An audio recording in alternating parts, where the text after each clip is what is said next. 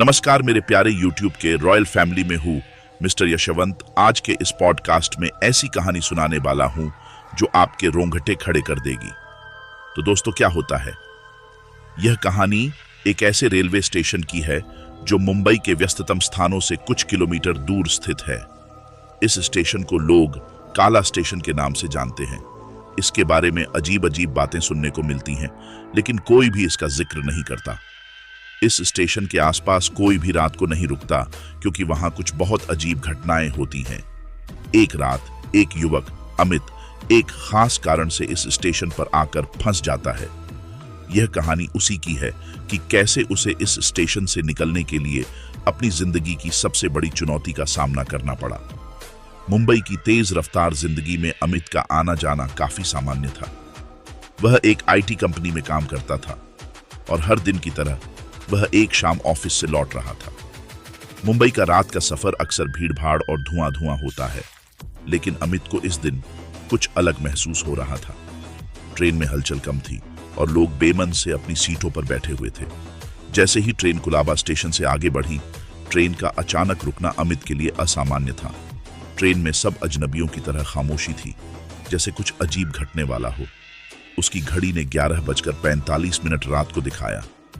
थोड़ी देर बाद ट्रेन के कंडक्टर की आवाज आई, सभी यात्रियों से निवेदन है, कृपया अपनी सीटों पर रहें।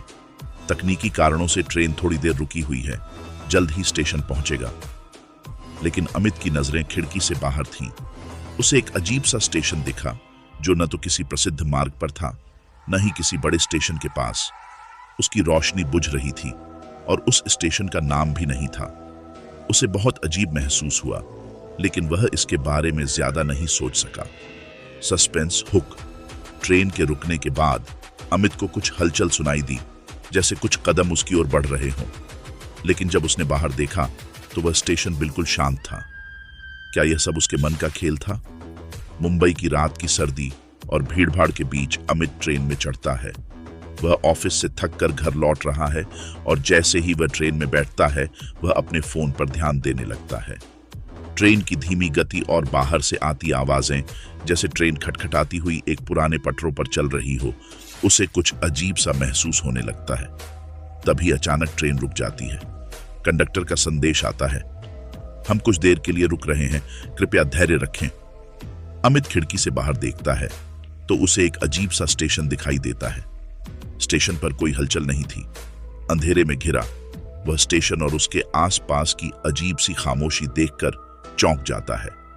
अमित ट्रेन से बाहर उतरता है और महसूस करता है कि उसे थोड़ी बेचैनी हो रही है। वह धीरे धीरे स्टेशन के प्लेटफॉर्म की ओर बढ़ता है, जहां केवल एक झपकी लेते हुए झूलता हुआ स्ट्रीट लाइट और बेतरतीब पड़ी कुछ कुर्सियां हैं। वह सोचता है, यह कौन सा स्टेशन है? मैंने तो इसके बारे में कभी सुना नहीं।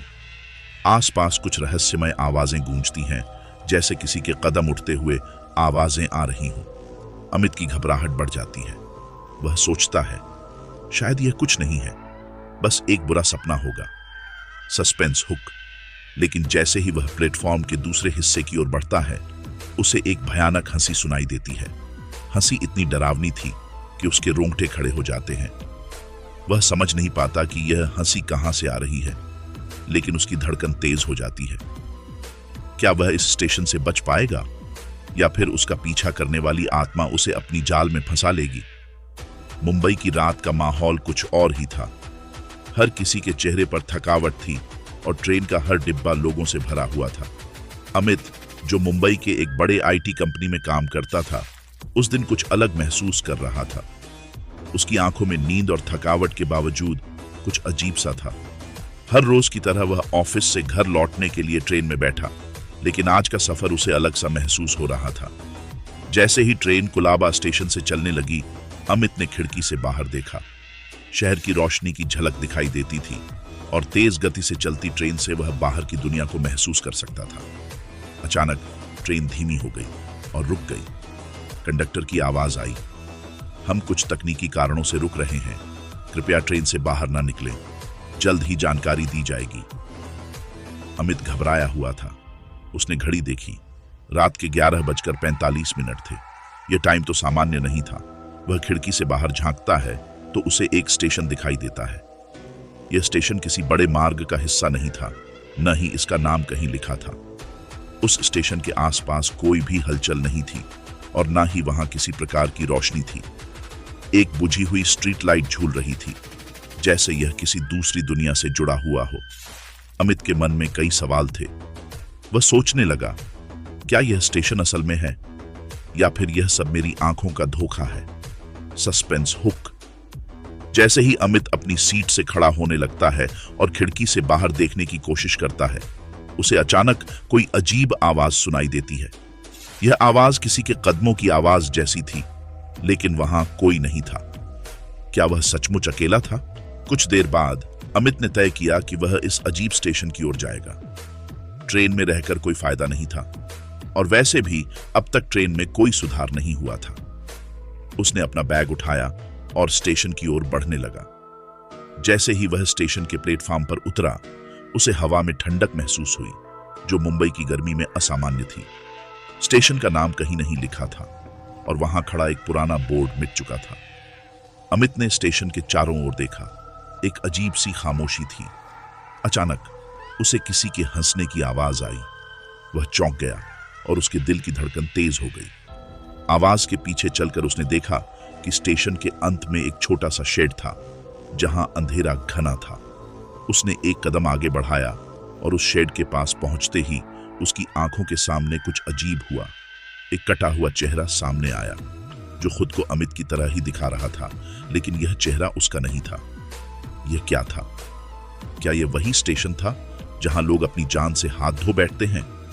Suspense hook. क्या अमित की आंखों के सामने वही आत्मा थी जो इस स्टेशन में फंसी हुई थी, या फिर वह किसी और कारण से सामने आई थी? अमित को अचानक एक हलचल सुनाई देती है। वह सामने एक पुराने शेड की ओर बढ़ता है, जो आधा टूटा हुआ था और जैसे समय ने उसे खा लिया हो। शेड के अंदर कुछ कागज पड़े हुए थे। वह एक कागज उठाता है और उसमें लिखा था, यह स्टेशन काले तंत्र से जुड़ा हुआ है। यह स्टेशन न केवल भूतिया है, बल्कि शापित भी है। यहां रात को कोई नहीं रुकता। अमित का दिल घबराहट से भर जाता है। वह जल्दी जल्दी कागजों को छोड़कर स्टेशन के अंदर घुसने का फैसला करता है, लेकिन जैसे ही वह प्लेटफॉर्म की ओर बढ़ता है, उसकी आंखों के सामने एक भयंकर दृश्य आता है। वह देखता है कि एक पुरानी महिला, जो सफेद साड़ी में ढकी हुई थी, धीरे धीरे प्लेटफॉर्म पर चल रही थी। उसके चेहरे पर एक गहरी उदासी और दर्द था। महिला का चेहरा एकदम फीका और बेजान था। अमित की नसें तन जाती हैं और वह ठिठक कर खड़ा हो जाता है। महिला की हंसी फिर से सुनाई देती है और वह तेजी से घुमाकर चुपके से महिला की ओर बढ़ता है। अचानक महिला ने अपनी आंखें खोल दी और उसकी आंखें पूरी काली हो गईं। महिला ने उसकी ओर देखा और बुदबुदाई, तुम यहां क्यों आए हो?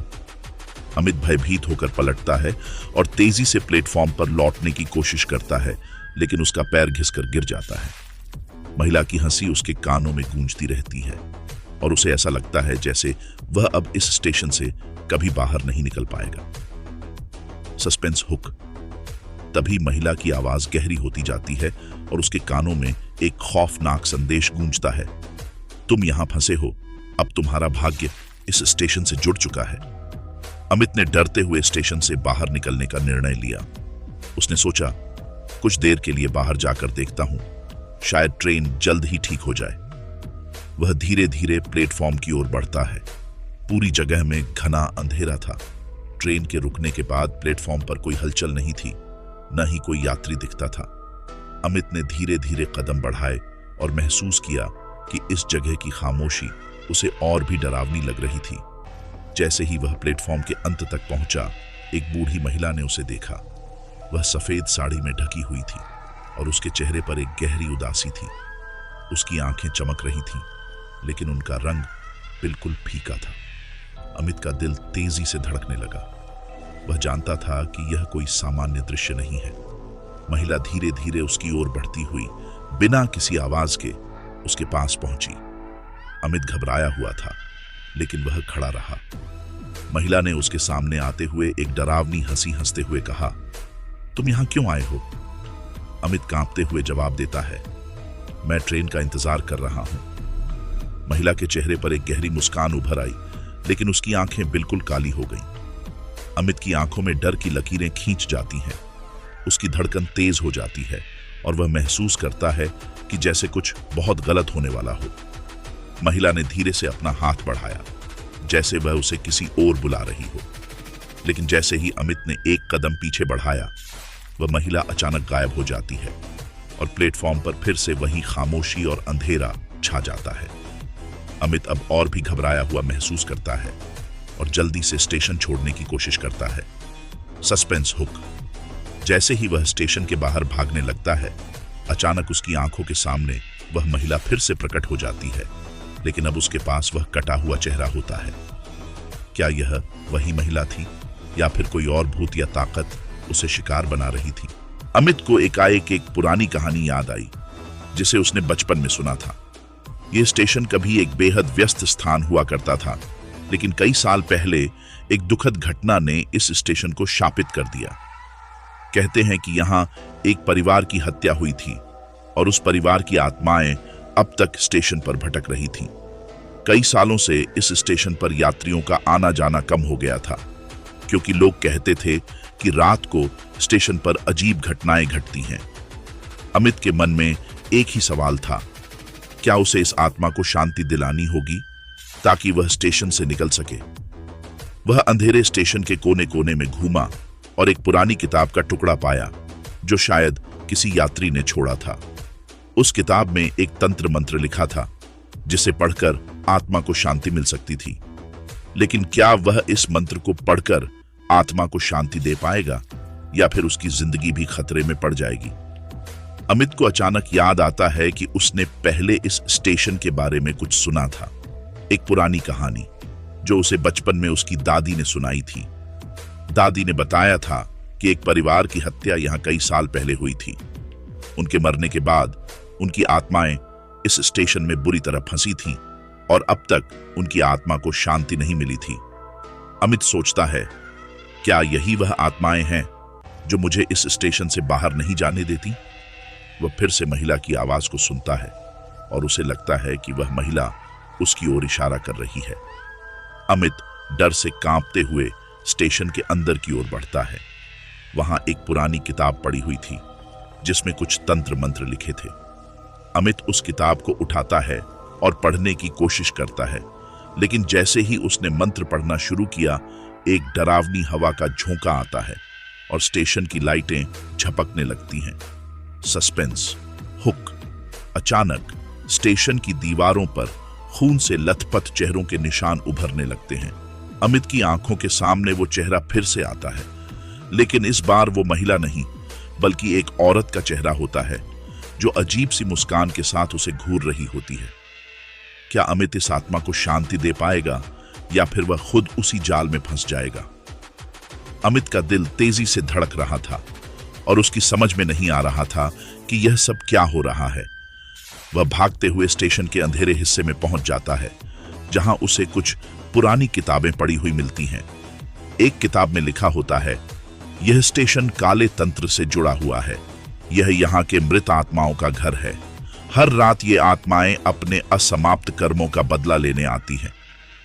अमित समझ नहीं पा रहा था कि यह क्या है। तभी उसे एक पुराना कागज मिलता है जिस पर कुछ तंत्र मंत्र लिखा होता है। उस कागज को पढ़कर वह जान पाता है कि इस स्टेशन के बारे में एक भयानक हत्या की घटना घटी थी। कहते हैं कि एक परिवार को स्टेशन पर मार दिया गया था और उनकी आत्माएं अब भी स्टेशन पर भटकती है। यह आत्माएं किसी भी यात्री को अपनी सजा देती है जो इस स्टेशन पर रुकता है। अमित की घबराहट अब अपने चरम पर पहुंच चुकी थी। वह सोचता है, क्या वह इन्हीं आत्माओं से बचने के लिए उस तंत्र मंत्र का इस्तेमाल करेगा? क्या वह सच में इन आत्माओं को शांति दे पाएगा? Suspense hook. जैसे ही अमित मंत्र का उच्चारण करता है, स्टेशन के चारों ओर घना अंधेरा फैल जाता है और प्लेटफॉर्म पर खून के धब्बे दिखने लगते हैं। क्या अमित इस मंत्र से आत्माओं को शांति दे पाएगा या फिर वह खुद भी इन आत्माओं का शिकार बन जाएगा? जैसे ही अमित ने उस मंत्र का उच्चारण किया, चारों ओर एक तेज हवा चली और स्टेशन के प्लेटफॉर्म पर रोशनी तेज हो गई।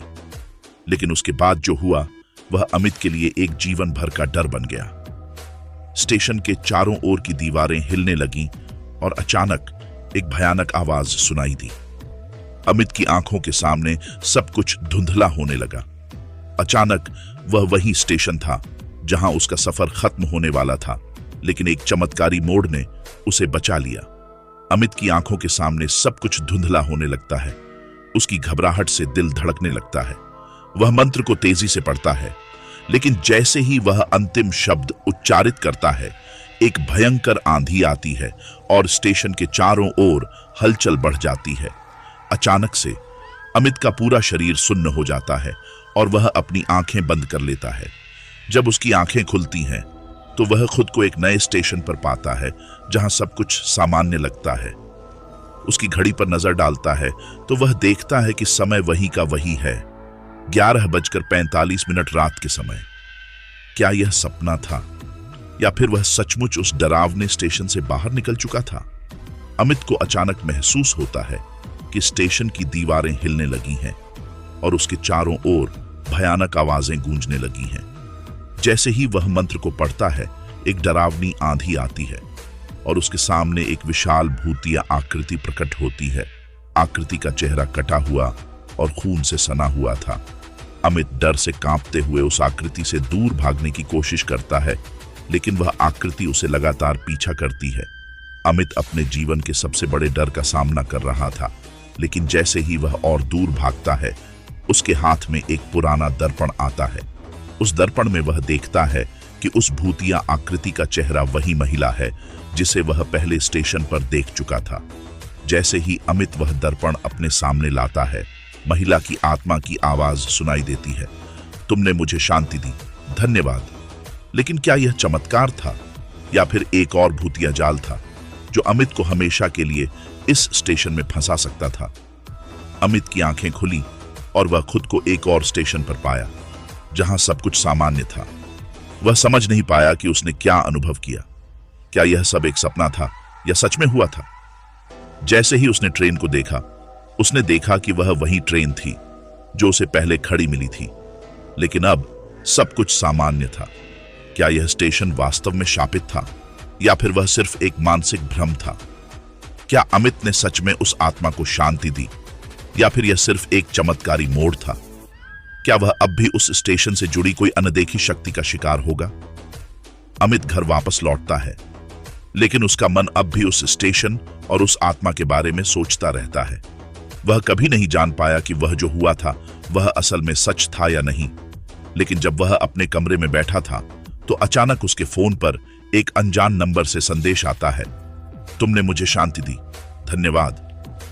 अमित की आंखों में डर का एक नया पैमाना उभरता है, क्योंकि वह समझ नहीं पाता कि यह संदेश कौन भेज रहा था और क्या वह अब भी उस स्टेशन से जुड़ा हुआ है। अमित की आंखें खुलती हैं। वह पाता है कि वह अब एक नए सामान्य स्टेशन पर है। सब कुछ सामान्य लग रहा था। घड़ी पर नजर डालता है तो वह देखता है कि समय वही का वही है, रात के 11:45। वह घबराया हुआ था, लेकिन उसने महसूस किया कि वह अब उस डरावने स्टेशन से बाहर आ चुका है। अमित अपने घर लौटता है, लेकिन उसके मन में सवाल उठता है, क्या यह सब एक सपना था? उसके मोबाइल पर एक अजनबी नंबर से संदेश आता है, तुमने मुझे शांति दी, धन्यवाद। अमित को समझ में नहीं आता कि यह संदेश किसने भेजा था। क्या अमित सचमुच उस शापित स्टेशन से बाहर निकल चुका था या फिर वह अभी भी उस स्टेशन की पकड़ में था? अमित ने सोचा था कि वह उस डरावने स्टेशन से बाहर निकल आया है, लेकिन उसकी जिंदगी में जो घटनाएं घट रही थीं, वे कुछ और ही कह रही थीं। उसके मन में हमेशा वह अजीब सी भावना थी कि वह अभी भी उसी स्टेशन से कहीं ना कहीं जुड़ा हुआ है। घर लौटने के बाद हर रात उसे उसी महिला की डरावनी हंसी सुनाई देती और कभी कभी रात के अंधेरे में उसे वही कटा हुआ चेहरा दिखाई देता। एक दिन अमित के पास फिर से उसी स्टेशन से जुड़े कुछ पुराने दस्तावेज मिलते हैं। ये दस्तावेज एक व्यक्ति ने छोड़े थे जो उस स्टेशन से जुड़ा हुआ था।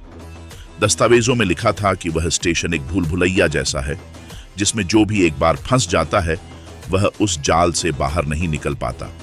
यह स्टेशन कभी भी अपना रूप बदल सकता है और इसमें बुरी आत्माओं का वास था।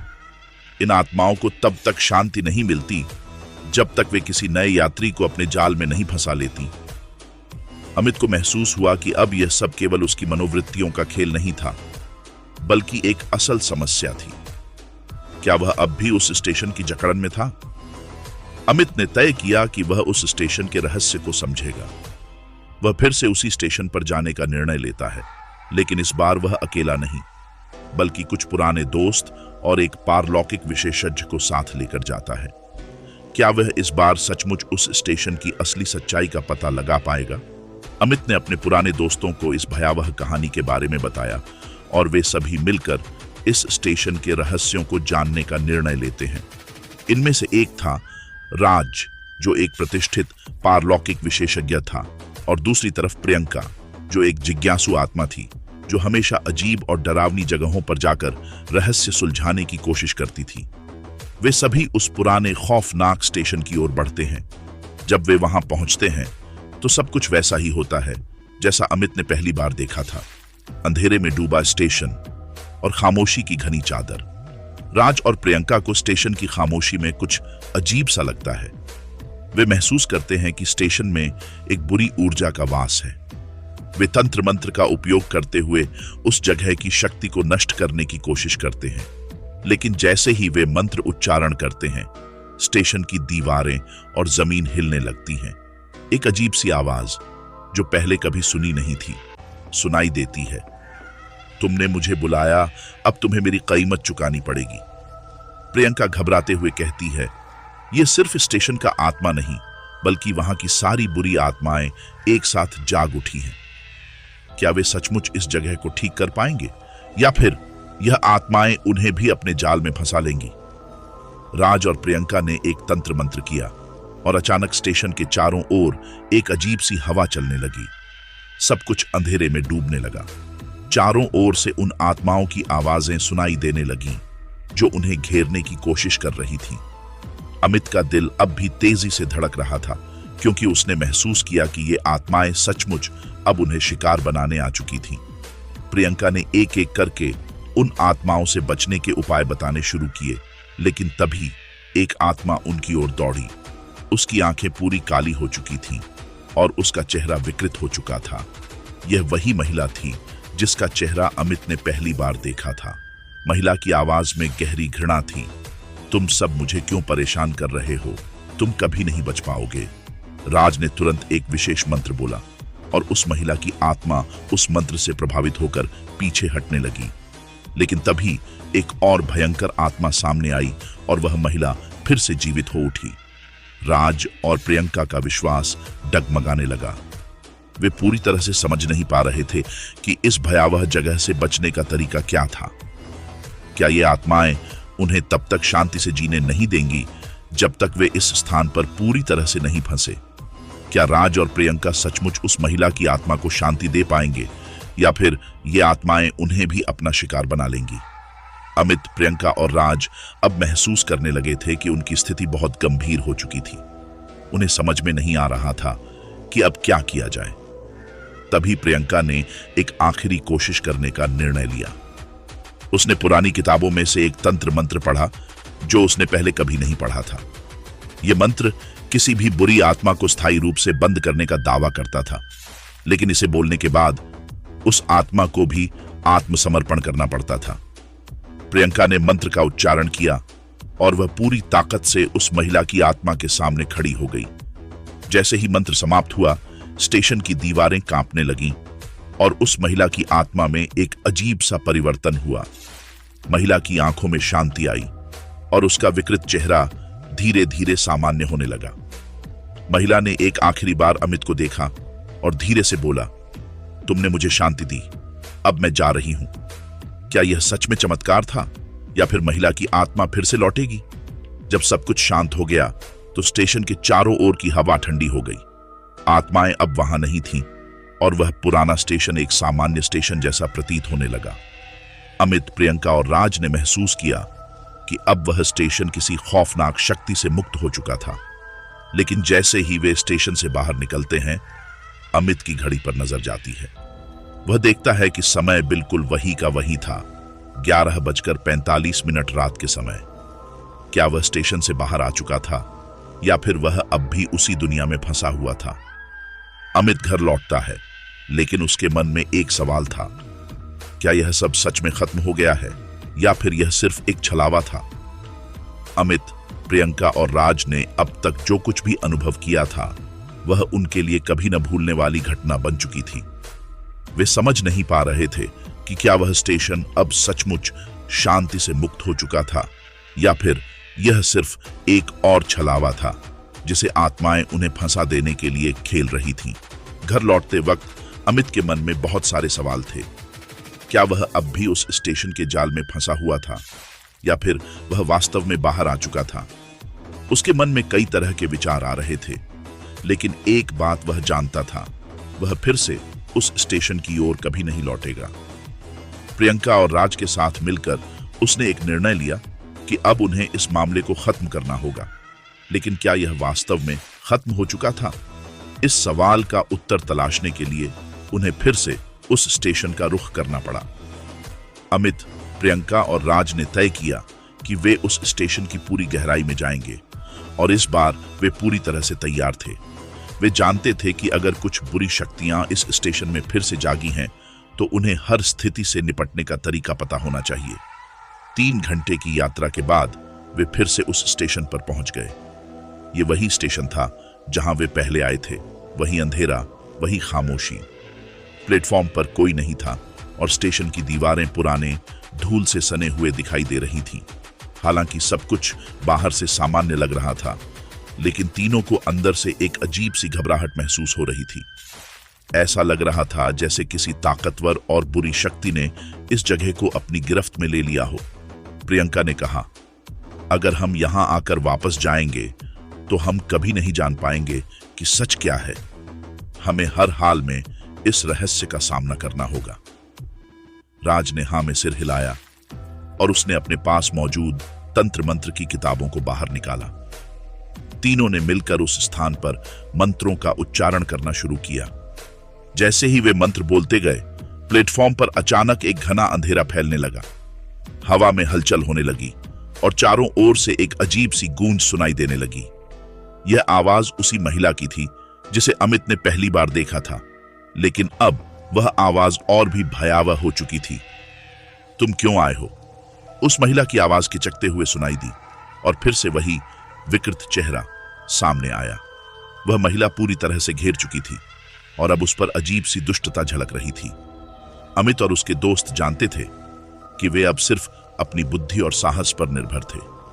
प्रियंका ने कहा, यह आत्मा हमसे बदला लेने की कोशिश कर रही है, लेकिन हम उसे अपना शिकार नहीं बनने देंगे। राज ने तुरंत एक विशेष मंत्र का उच्चारण किया जो उस आत्मा को शांति देने का दावा करता था।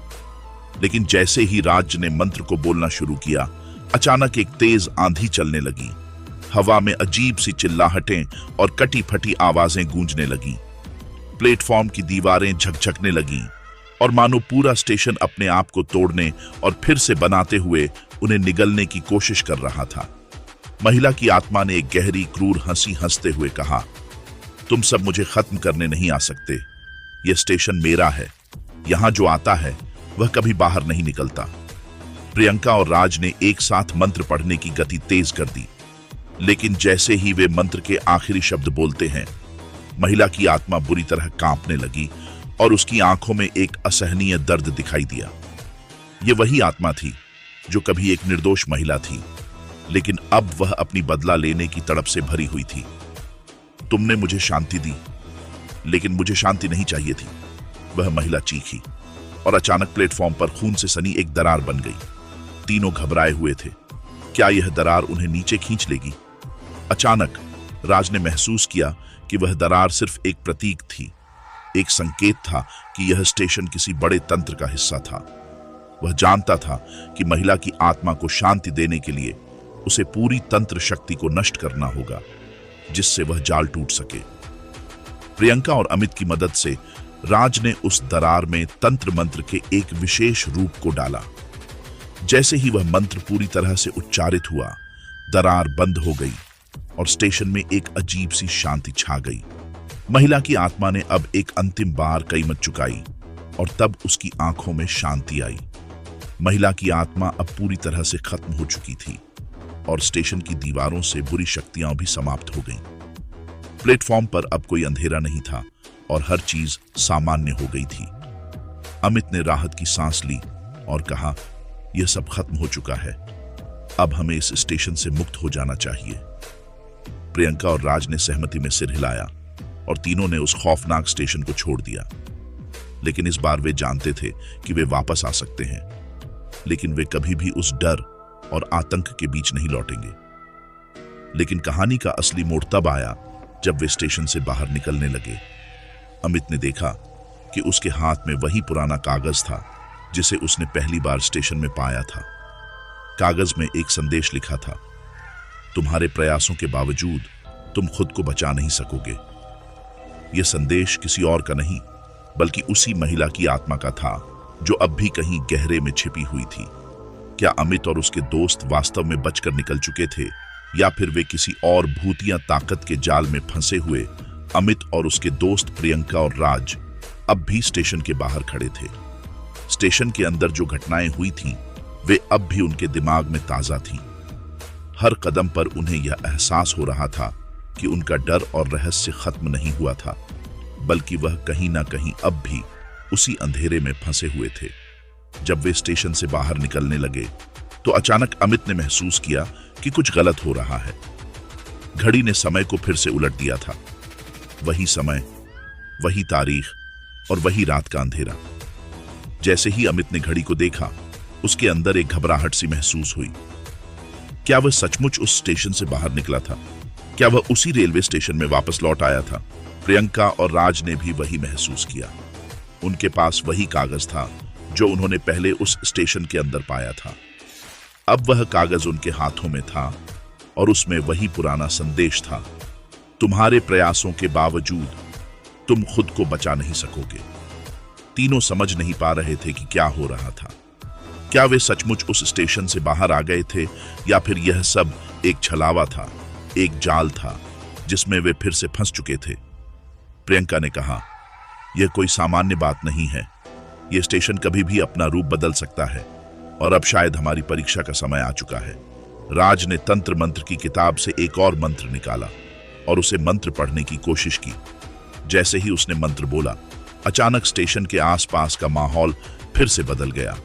पहले जो शांति थी वह अब डर और बुरी ऊर्जा से घिर गई। वे फिर से उसी स्टेशन के पास थे, लेकिन इस बार यह पहले से भी ज्यादा भयंकर और रहस्यमयी लग रहा था। अमित ने कहा, हमने क्या किया? क्या हम फिर से उसी डर में फंस चुके हैं?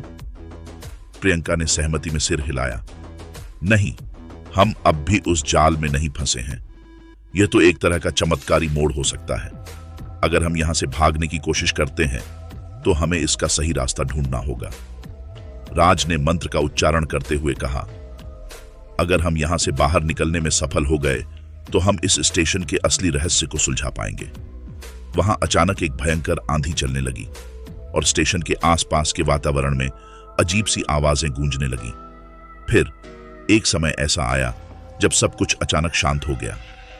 घड़ी में एक और बार समय उलटने लगा और इस बार एक बेमहसूस आवाज सुनाई दी, तुम सब मेरे जाल से बाहर नहीं निकल सकते, तुमसे कुछ बचा नहीं है। अमित और उसके दोस्तों को यह समझ में आ गया कि जो कुछ भी हो रहा था वह किसी और शक्ति द्वारा नियंत्रित हो रहा था। वे इस संकट से बचने के लिए अपनी पूरी ताकत लगा रहे थे, लेकिन हर प्रयास के बाद यह महसूस हो रहा था कि स्टेशन का रहस्य पूरी तरह से उन्हें निगलने की कोशिश कर रहा था। फिर अचानक प्रियंका ने एक मंत्र पढ़ते हुए कहा, यह स्टेशन खुद में एक बंद जाल है। हमें इसकी ऊर्जा को पूरी तरह से नष्ट करना होगा और यह तभी संभव होगा जब हम उस महिला की आत्मा को पूरी तरह से शांति दे सकेंगे। जैसे ही प्रियंका ने अंतिम मंत्र बोला, स्टेशन में एक और हलचल हुई। एक विशाल लहर के साथ वह महिला की आत्मा सामने आई, लेकिन इस बार उसकी आंखों में शांति थी। वह महिला अब बिना किसी द्वार के खुद को मुक्त कर चुकी थी। वह धीरे धीरे गायब हो गई और उसके साथ स्टेशन की बुरी शक्तियां भी खत्म हो गईं। अमित, प्रियंका और राज एक गहरी सांस लेते हुए बाहर की ओर बढ़े। सब कुछ फिर से शांत था और स्टेशन का डर गायब हो चुका था। वे जान गए थे कि अब वे सचमुच मुक्त हो चुके थे, लेकिन इस बार वे समझ गए थे कि हर रहस्य को सुलझाना इतना आसान नहीं होता। अमित ने एक आखिरी बार स्टेशन को देखा और कहा, यह सब खत्म हो चुका है, हम सब सुरक्षित हैं, लेकिन इस स्टेशन का रहस्य हमेशा हमें याद रहेगा। राज और प्रियंका ने उसकी बात मानी और एक साथ बाहर निकलते हुए आखिरी बार उस डरावने रेलवे स्टेशन को पीछे छोड़ दिया। अब उनका ध्यान उस दिन के डरावने अनुभवों से मुक्त होकर अपने जीवन की ओर था। लेकिन यह डर हमेशा उनके मन में रहेगा, क्योंकि कभी-कभी सबसे बुरे डर का सामना हमें अपनी ही हिम्मत और साहस से करना पड़ता है। यह कहानी उन रहस्यों, डर और तंत्र मंत्र के खेल पर आधारित है जो दर्शकों को लगातार सस्पेंस में बनाए रखते हैं। कहानी के अंत में एक चमत्कारी मोड़ और फिर से वही सवाल सामने आता है, क्या वे सचमुच मुक्त हो गए या फिर कभी भी कुछ और घट सकता है। इस तरह की अनसुलझी बातों से कहानी का रहस्य हमेशा कायम रहता है। दोस्तों, ये थी आज की कहानी। क्या आप ऐसी आत्माओं की कहानियों पर विश्वास करते हैं? हमें जरूर बताएं। अगले एपिसोड में हम आपको एक और खौफनाक दास्तान सुनाएंगे। तब तक सुरक्षित रहें और डरावनी रातों का आनंद लें।